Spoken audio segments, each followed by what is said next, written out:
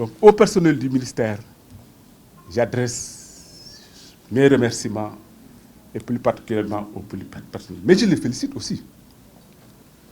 Parce que tous les résultats et tout leur sont totalement et exclusivement imputables. C'est leur travail et il faut avoir le courage de le reconnaître.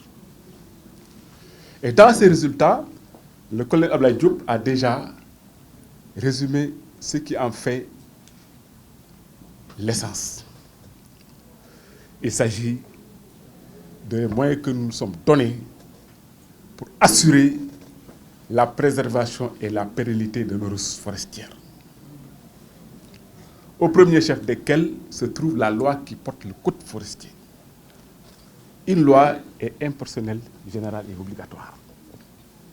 Et aujourd'hui, incontestablement, cette loi a mieux caractérisé tous les crimes liés à l'agression de la ressource forestière, mais leur a aussi appliqué les peines proportionnelles à la sévérité des actes qui sont commis.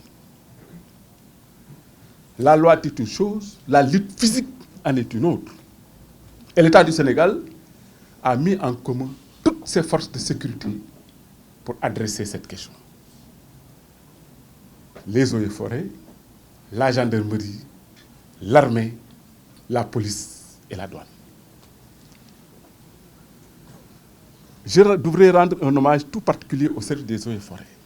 Tout de suite dans mon bureau, je vous disais que le déficit en moyens humains et matériels des eaux et forêts est chronique.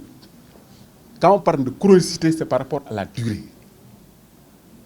Heureusement aussi que la volonté de son Excellence est de donner à ce service les moyens nécessaires afin qu'il soit ce qu'il doit être, c'est-à-dire capable de préserver les ressources forestières.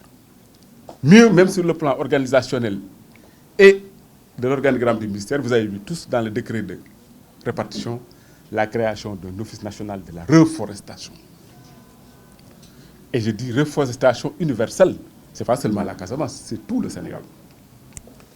En ce qui concerne la gestion du littoral, qui est une question également très douloureuse, devant laquelle nous sommes très vulnérables, à cause des 750 km de côtes et des villes qui sont presque du Cap-Vert, en témoigne ce qui se passe à Saint-Louis. L'obstacle principal, qui était un obstacle financier, est en voie d'être levé par le programme ambitieux qui a été financé par la Banque mondiale. Mais je n'oublierai pas également les résultats sociaux. Nous avons ressuscité le service médical du ministère.